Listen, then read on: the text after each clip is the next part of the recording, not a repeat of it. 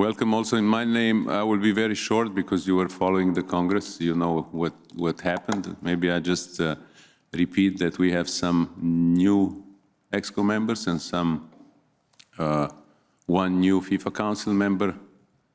From the EXCO members, we have Gabriele Gravina, Marian Kustic, Ari Lahti, Armen Melikbekian, Frank Pau, Ivar Polak, and Aki Vatske, and of course Lozana Bal and Shino Zuarez.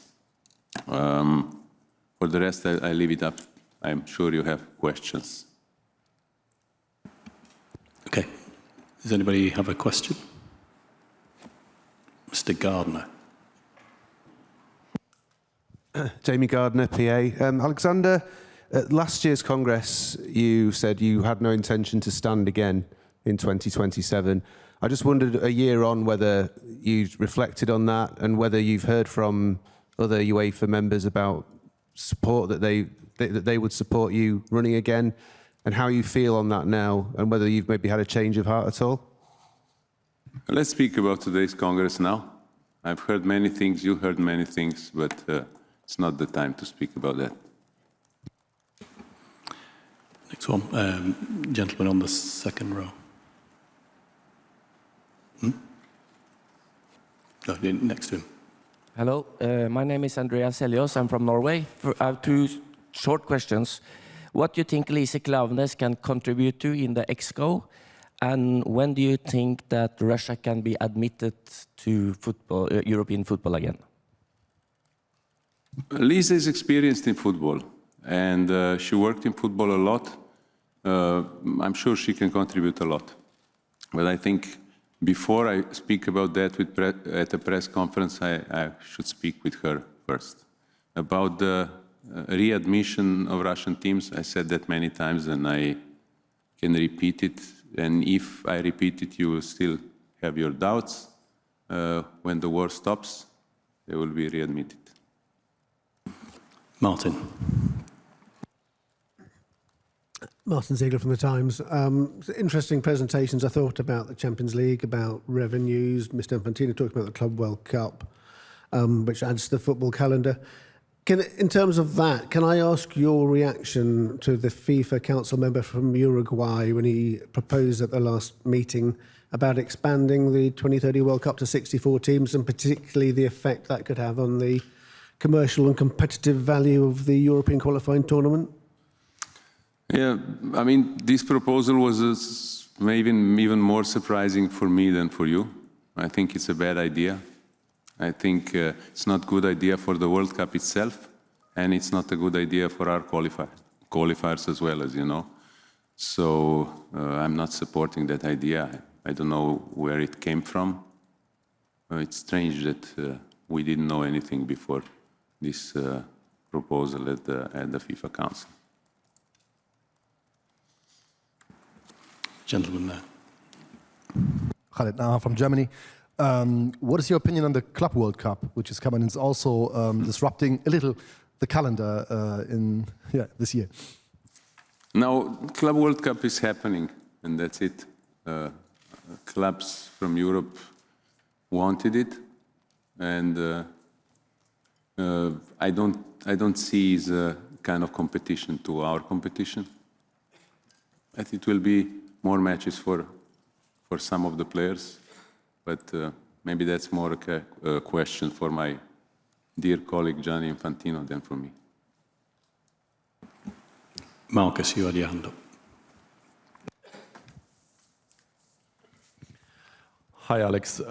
Just one question regarding the Euro for the women's coming up. The Germans applying for the Euro 29, and they saying it will be the very first time to earn money with the female tournament, Black Zero, as they call it. Do you think that would be reasonable and possible?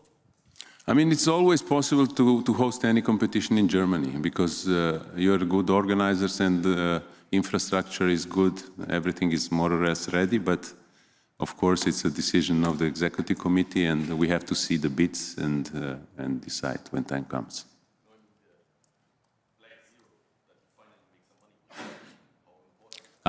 Okay, that's a hard question. That's a hard question I cannot give you an answer to. Maybe Theo can do it. He's more into finances than me.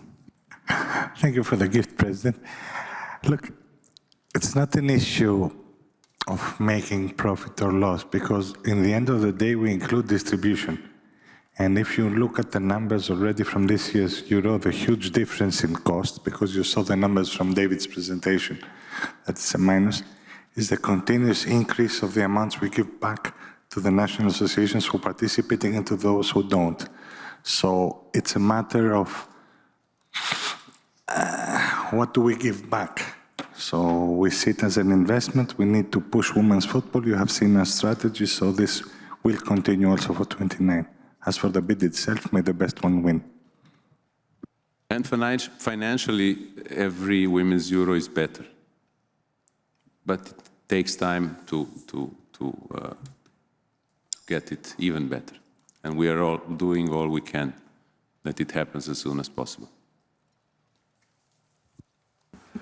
Nick, you had a question.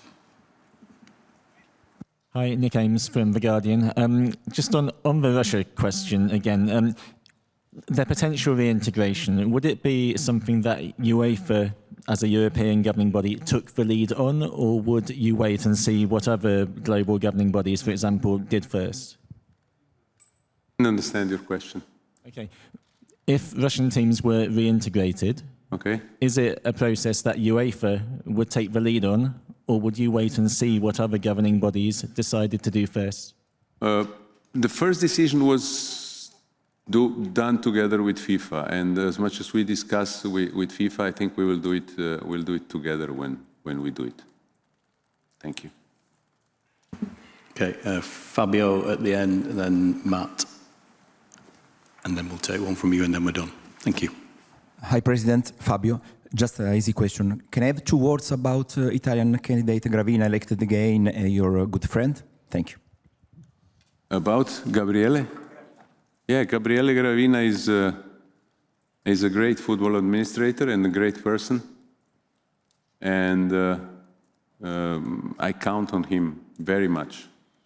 He's a person that loves football, the person that is dedicated to football, dedicated his life to football, so great respect for Gabriele. Okay, Matt, and then the gentleman here, and then we'll finish. Thanks. Hi. What would you, Mr. President, what would you say to those who ask UEFA, what's the difference between Russia and Israel? I mean, if you speak about football, you can see the rankings. If you speak about politics, don't ask me.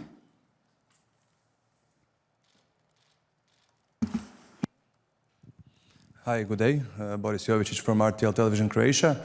This is the second time in Croatian history we have a person in executive committee.